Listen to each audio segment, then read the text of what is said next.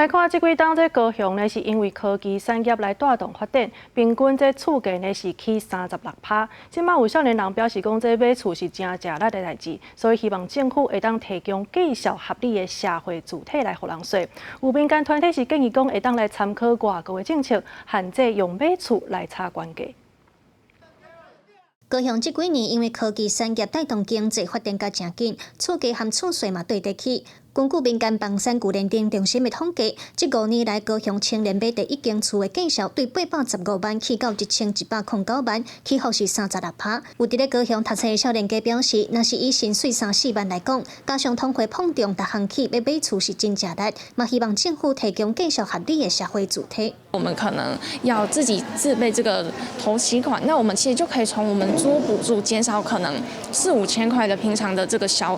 可能要缴给房东的这个费用。当然也会希望说，我们的政府可以有更多元的一些居住的一些方案，例如说我们的社会住宅，是不是可以有更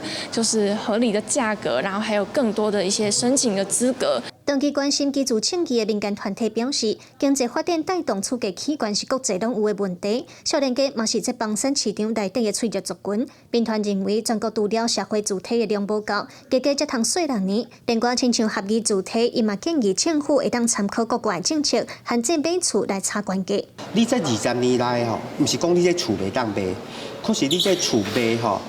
你只能卖给下一个首购族，你袂上下人拢卖。第二， 你卖价销甲市场无关系，你要用政府的公式去卖，